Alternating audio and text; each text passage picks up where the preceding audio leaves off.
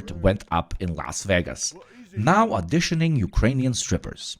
Even after the collective West came together in unilateral support for the country, it wasn't really enough to stop Americans from fantasizing about buying up the country's stock, women. But how do we get here? As always, there's a bit of history. The portrayal of the Slavic bimbo woman is a multifaceted archetype that delicately balances between notions of sexuality and traditional values. The Slavic woman is apparently both hypersexual, rejecting the modern notion of the so-called stuck-up Western professional woman, but also incredibly timid and accepting of traditional familiar values. Read submissive. Hot in the sheets, mother in the streets. This stereotype encapsulates a particular image, a strikingly attractive woman, often with blonde hair, whose cultural background is depicted as just foreign enough to be considered exotic. Whether depicted as the token Slavic wife in the 90s mail-order bride lunacy, a gold digger in popular social media memes, or showcased in reality TV programs like 90 Day Fiancé, she is consistently portrayed as meticulously groomed, possessive, and frequently reliant on men from Western countries for financial stability. The origins of this stereotype can be traced back to the sweeping socio-economic changes that followed the collapse of the Soviet Union, which ushered in a new era of migration, exploitation, and in the worst of cases, sex trafficking. Как ты зарабатываешь? Половым способом. Yugoslavia was pretty much the same, only additionally ruined by the even greater chaos of civil war. With the influx of Western media and the rapid shift towards capitalism, women in post-socialist countries began to prioritize their appearance, cultivating a hyper-feminine aesthetic that straddled the line between old-fashioned domesticity and materialistic glamour. This transformation was not merely superficial, it was also a strategic response to changing economic realities. It is important to note that this was happening at the same place which, under the ideological principles of socialism, ushered in the single greatest modern attempt towards women's liberation. While the domesticated wife not only remained unquestioned, but was celebrated as a woman's only path in life, over in the United States, the USSR allowed women into the workforce, into political leadership, science, sports, and most importantly, higher education. These same places, which, with all their faults as stereotypes did linger and biases against women did still hold strong, at least attempted proudly to push forward the most progressive idea for the time, that all working men and women are equal. These same places now suffered from what we all here just call the 90s, an era where everybody did whatever they could to survive. Now, the 90s might have passed, but the world is still as disconnected as ever. Ironically, especially online. States and corporations create walls where none should exist, limiting our access to information, media, and art. This is where private internet access comes into play. Their service offers us the ability to pass through these limitations and get closer to a free and open internet by hiding your IP and safeguarding your connection through an encrypted funnel. For example, take streaming services like Netflix. I'm a hardcore cinephile and need my shows the moment they release. But you can forget about that because release times are totally US-centric. Hell, shows and films will totally not release because they're region-locked as well.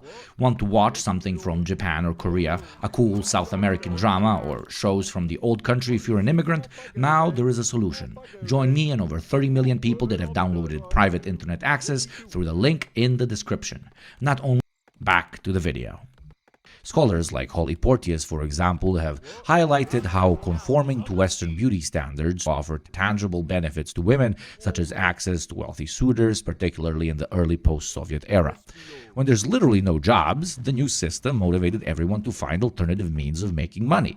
Men became gangsters, and women in turn found their own hustle, sometimes through voluntary and involuntary sex work, but also through the intentional abandonment of the so-called uplifted Soviet woman and the return to the tokenized housewife, a move nobody should be so decrepit to judge.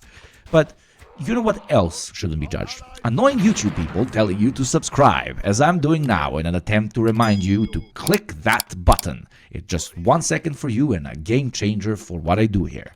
Thank you. Now, getting back to the Western perspective, the fetishization of Slavic women further proliferated in the fashion industry, particularly in the early 2000s. This period, termed the whiteout, saw the exclusion of models of color in favor of uniformity, with Eastern European models becoming the industry's hottest commodity. Despite enjoying privileges in the fashion world, these models often faced exploitation and extreme pressure to maintain unrealistic standards of thinness, and in even worse cases, to trade in their bodies for career growth. A particularly insane period when exploited women from one corner of the world were used to replace exploited women in another, all in the name of a far more glamorous PR campaign to push new fashion trends. Recently, the resurgence of the Slavic bimbo aesthetic in 2023 has had far-reaching repercussions, particularly evident in the treatment of women fleeing the war in Ukraine. Online communities, predominantly composed of Western men, have fetishized and objectified these women, perpetuating harmful stereotypes and contributing to instances of sexual exploitation and trafficking. In a dark twist, as if none of this has been dark until now, within 6 months of the beginning of the war in Ukraine, there was a 200% increase in online searches for Ukrainian escorts in the UK, as well as a 600% rise in searches for Ukrainian porn in Spain. This is all a continuation of an age-old narrative that portrays Eastern Europe as a mythical land inhabited by docile and hyper-feminine women who are supposedly eager to escape their impoverished circumstances, as well as their orc-like aggressive men in a dream of fulfilling Western fantasies of subservience. We can see this myth growing as men find themselves further lost in a search for a masculinity that no longer apparently exists in the West. They've been promised so much if they only played the game right, and yet the American dream escapes them. The myth is busted. So this sense of alienation and hopelessness is then manipulated away from a healthy understanding that this system no longer serves them and pushed towards external groups which they can blame for the very problems they're experiencing. I've always hated the color blue. You know why? Why? No reason.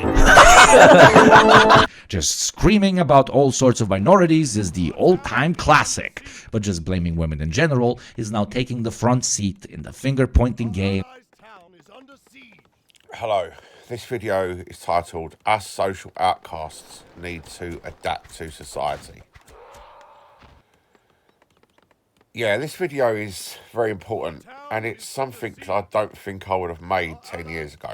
Because if somebody said to me 10 years ago that the answer to my condition of being a perpetual outsider would be to adapt to society, I would have told them no. I'd have said no, I'm not conforming, I'm not playing the game, I'm not making the right noises. I hate these people. Yeah, that would be my general reaction. My misanthropy was extreme about 10 years ago. And for people who don't understand the word misanthropy, that's understandable. I didn't about 15 years ago. The word misanthropy means hatred of mankind. My hatred of mankind 10 years ago was extreme. It was all-encompassing. And I would have said 10 years ago that I hated everyone, apart from perhaps a few select people that I drank with. And even then, deep down, I hated them. So, when you're looking at adaptation to society, what I'm really talking about is understanding that you can't exist on the periphery of society forever and expect to have some form of decent experience. You know, I've done it. I've been on the outskirts. You know, I've spent years isolating myself while being on welfare. I've spent years doing crappy jobs and then bailing and going back on welfare and isolating myself. I've spent years on the periphery, drinking, taking drugs with other outcasts. And often when I was really drunk, I'd be really antisocial. And I would do things which annoyed, harassed, and frankly pissed off members of the public. So when I'm talking about being a social outcast, I'm coming in from experience, right? Trust me, I know what it's like to be that type of person, that type of person on the outskirts. But always deep down, I wanted something from them. I just didn't know what it was. So, understanding being a social outcast, first of all, is understanding what it means to be one. And as I've said in other videos, I think there's 4 types of people. I really do. And these types of individuals are what constitutes the mainstream normal world. So let me recap. There are subsections within these people as well, but broadly speaking, you've got the kind of feminine boy bands, pretty boy type of men, and these are the guys who get the chicks. And then you've got the normie, retard, middle of the road individual, and these guys get chicks and shit, but not as much. But they occupy the middling space of society. Essentially, they are the mattress stuffing, and they do get rewards from society because of their conformity, because of their ability to be two-faced, because of their ability to make the right noises. Then you get these masculine types of dudes, and some of them are able to get chicks, some of them aren't. But unless they occupy spaces within society, such as being formidable soldiers or formidable leaders or formidable combat athletes and shit, they're just looked at as ogres and gorillas, and they're not respected. They're just looked at as scum of the earth. Right? If you're not doing something which constitutes like a masculine output. And then you've got the elites, and you've got 2 types of elites, right? You've got the elites who control the society through institutional leverage, both in the public and the private sector, the rich elites. People who can work within the political sector. And they can be occupied with physical types, but they have this societal level where the rules don't apply to them. And you can either get there through connections or money. But then you've got outer elites. You've got people who are essentially middle class and above, even working class and above. It doesn't really matter. But they're hyper intelligent. They're hyper aware. They're hyper insightful. And despite the fact they don't occupy particular spaces within the broader elite spectrum, because of their worldview, because of how they operate, they challenge the elites, or they're going to become one day. And these people are people of determination, connections, or they make connections, or they hit gold at one point. And these are people that come up from the bottom to the top. And these people tend to not conform to a type. They tend to be hyper ambitious in one area. So, amongst all them human types, so to let me recap, you've got the pretty boy types, who are basically chads. You've got these middle of the road normies. You've got these sort of gorilla types, hyper masculine dudes, and you've got the elites and the outer elites. And then you've got the underclass, which is the last one, which is the people who are outside the hierarchical system, like the drug addicts, the alcoholics, mentally ill, them types of people. So you've got to find out what you are, and then you've got to assess which type of individual you think you could become. And then you've got to pretend that you are that type of person. So what they talk about in the Asperger's autistic community is masking. You've got to pretend that you're a certain type of person. Now, I've been doing nightclub security work over the last month. It's the only job I've ever found that I've enjoyed. And I noticed that I'm not fitting in to the wider framework of the job. You know, I think that I'm not quite fitting in when it comes to how I'm perceived. Now, I'm not hated. A lot of the dudes I work with, they laugh at my jokes and shit because it can be quite funny. I was standing by the entrance one time and I cracked a joke with one of the guys I'm working with, and he went into hysterics, you know, and it's like, you're one funny motherfucker, man. Right. So I've used humour as a key to at least become accepted within that network. And plus, because I'm a big guy and I'm tall and broad and shit, they kind of like me having me around. I look the part.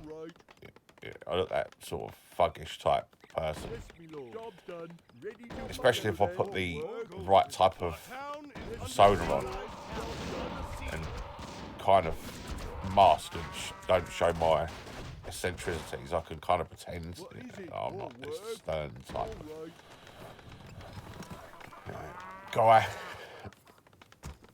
But I've also noticed in other occasions that I don't come across as normal, and for that reason I've started to adapt how I behave, and this is something that often happens with normal people in their teenage years. You know, I'm doing this in my 40s, so in a way it's quite pathetic, and I accept it's quite pathetic, but you know, better late than never. Anyway, so what I'm doing is I'm adapting my hairstyle and shit. Like I was doing it backwards. Now I'm gonna do it to the side, try and adapt that. I'm gonna try and get some jewellery together. Like I might get some earrings and shit. Yeah, and get some earrings.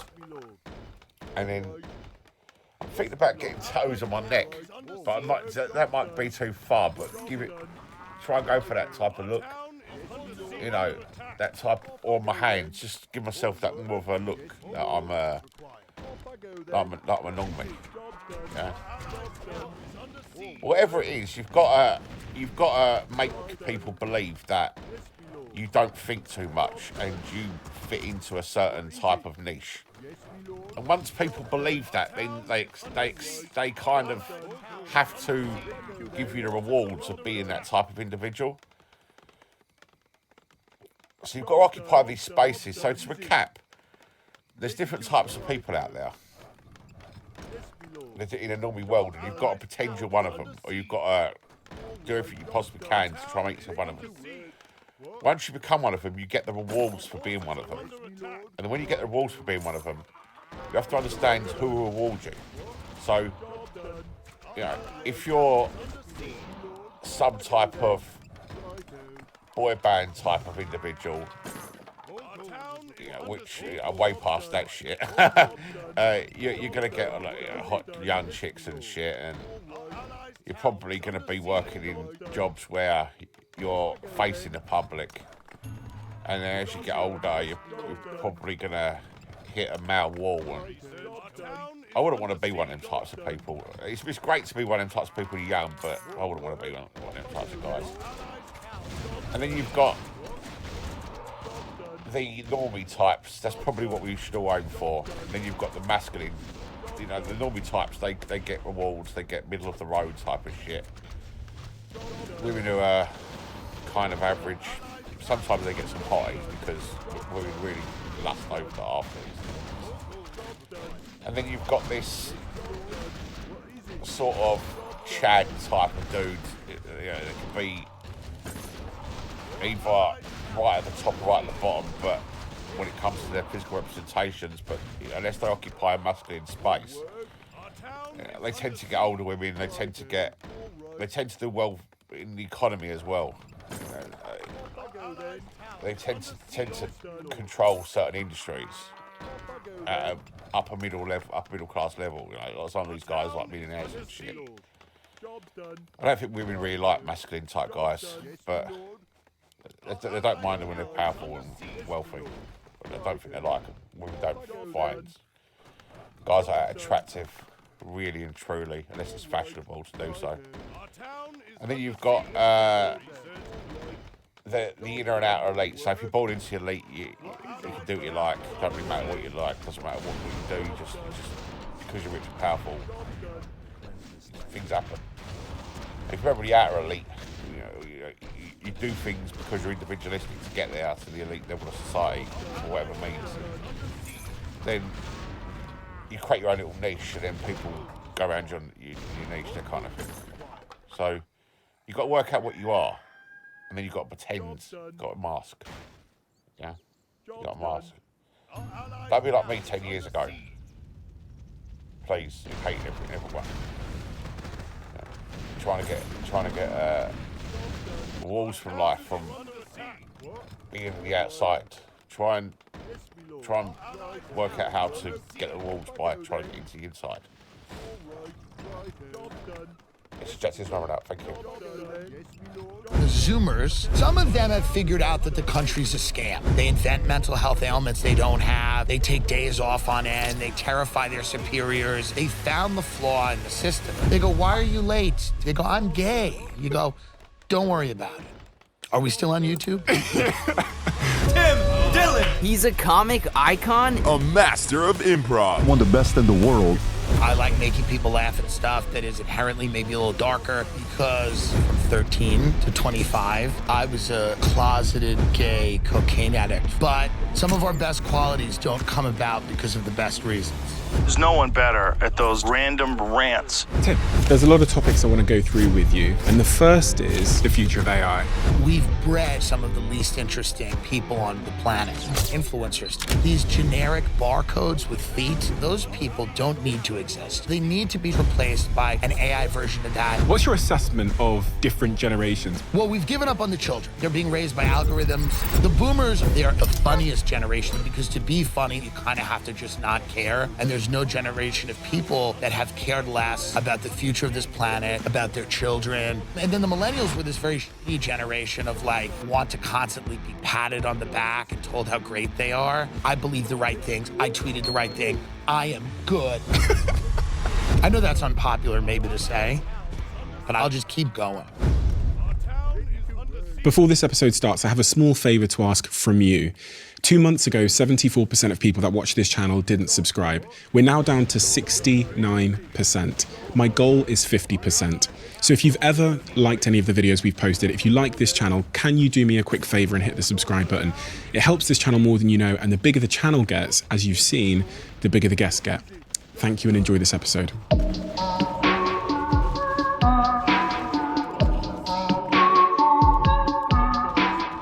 Tim, I've watched you for many a year now, and I think you're one of the most exceptional, interesting, provocative, talented comedians because you have a remarkable ability to to improvise, it seems. Well, thank you. And I wonder how someone learns to do that. Where does that talent come from? I was a closeted gay cocaine addict for many years. You really have to be good on your feet when you are a closeted gay cocaine addict from like 13 to 25. You're going to run into situations where you're going to need to lie, and you're going to need to be able to kind of, filibuster. And I guess I got good at it then. I was always good at talking, but I think that was good.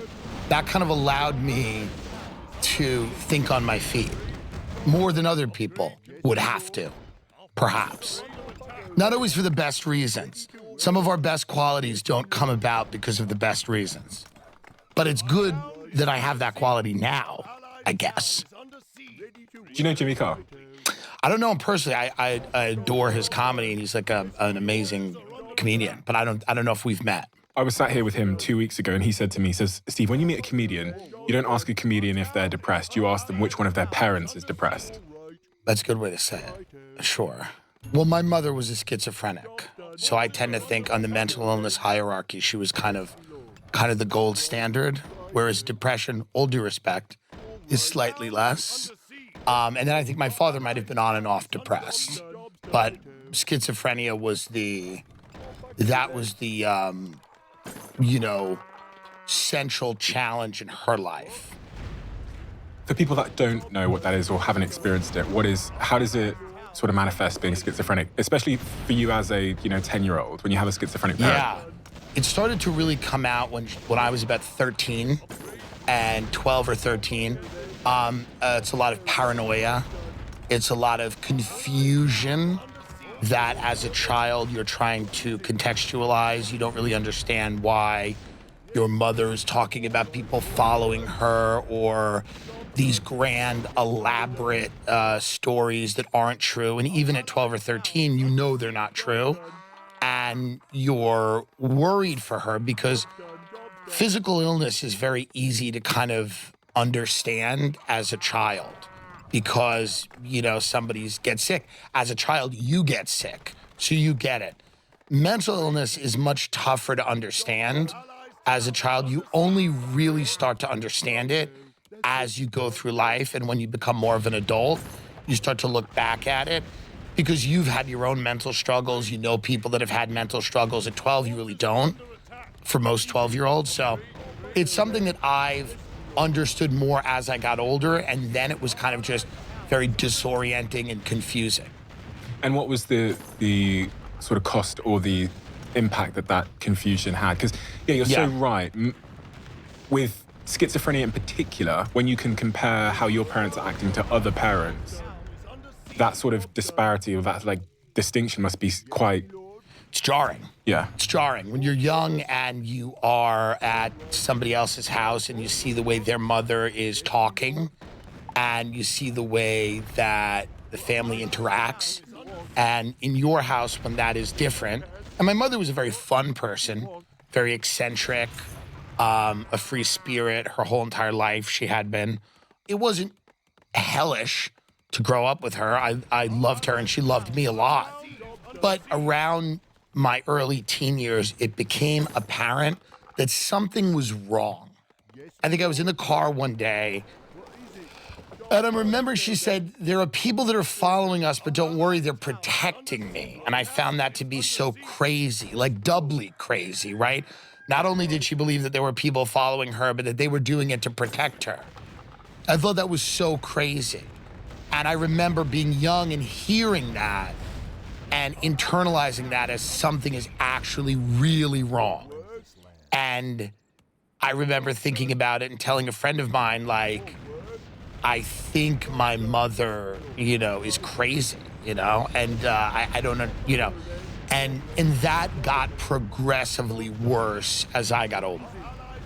And what was the impact of all of that on you? Growing up in that family home, how does that shape you? And does that leave any sort of fingerprints on you that are still with you today in terms of comedy or who you are? Yeah, for sure. The fragility of mental health is something that I understand in a way that other people don't. I understand that people can have a nervous breakdown. People can, have, a stress-related event that tips them in a direction where, and I've had friends that have had this, right? It's a difficult thing to understand at 12 or 13. But that was a huge impact on me growing up. Was basically your world is rocked a little bit when someone is suffering from a mental health issue. You feel less secure, less safe. You kind of feel like something is coming that isn't good. Schizophrenia is a degenerative disorder. There is no real cure. There are medications that can make the effects less apparent for periods of time. Those medications have really bad physical side effects.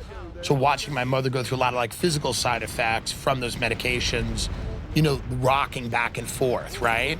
muscle twitches and things like that, was very tough to watch. As you know, as I got older and she was medicated with some very strong drugs to try to, like, you know, I guess mitigate the schizophrenia. It's very tough. It's akin to a loved one getting a physical ailment. It's very similar to that in the sense that, you know, you are saying goodbye in a way to someone, little by little. And your father, your parents divorced around Yes. this time as well. Yeah. And that sort of confounds things, I imagine. Yes, I believe that was an event that probably was, I believe she was always a schizophrenic. There was always an underlying predilection for that. I mean, from speaking to doctors, this is what I believe. I believe that the divorce, the stress, but she initiated the divorce. I think there was a catalyst for her to feel perhaps vulnerable or she, you know, I think a lot of stress brought on kind of the symptoms, because there were always indications.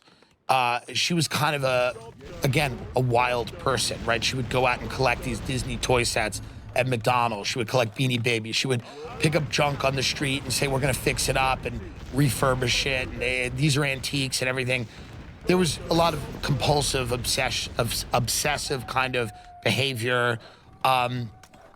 Some of the behavior now, you know, a little conspiratorial.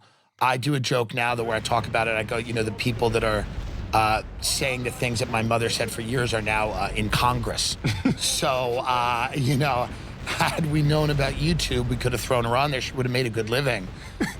You know, really, she would have done well. She was a personable woman. But yeah, I mean, that was tough because he was out of the house. She was there. And she was struggling. And because I'm from an Irish Catholic family, nobody talked about it. And people would use words like eccentric or she's fun. Be like, Patty's fun. Nobody would really go, wow, I think she's got a real problem. And you're sort of 13 years old, so you're going through all of the, you know, the stuff 13-year-olds go Yes. through, figuring out life. Got any siblings? No. Okay. It's just me. Okay. Just me. That's... all the fun for me. Yeah. Just one. Yeah, it was just me. Do you think you were parented from that point onwards? Really? No. I kind of grew up, and it's the generation to a degree as well. I think I'm more of an extreme case because my mother cared about me and she wanted, you know, she hated drugs and alcohol. She hated cigarettes. She hated all these things that if, you know, she would, you know, find a thing, she would go nuts and scream. She was never like a permissive person. She did not encourage any of my behavior. She always wanted me to succeed, and she was always very, you know, critical of my behavior. So there was that sense, there was parenting in that sense where it wasn't a free-for-all, right? But generationally, you know, we just weren't parented the way kids today are parented. There were no cell phones. There was no, you know, where is your location? Nobody was being tracked. You were able to spend hours on your bike riding around the suburbs with your friends. You had a curfew. You had to be in by curfew. You had to make sure that your eyes weren't bloodshot when you went home because, you know, you were smoking weed for the entire time you were gone. So there were things like that. But in addition to that, which is a kind of a generational difference in parenting, there was just the idea that she was dealing with her own issues. My father was out of the picture. So I had this freedom where it's kind of like I kind of raised myself in a weird way. A lot of freedom and a lot of trauma by the sounds of it. Yes. Yeah. There was a lot, I would say, unprocessed for a long time. And that tends to find an avenue, unprocessed trauma, right? It tends to find an avenue. For many years it was drugs.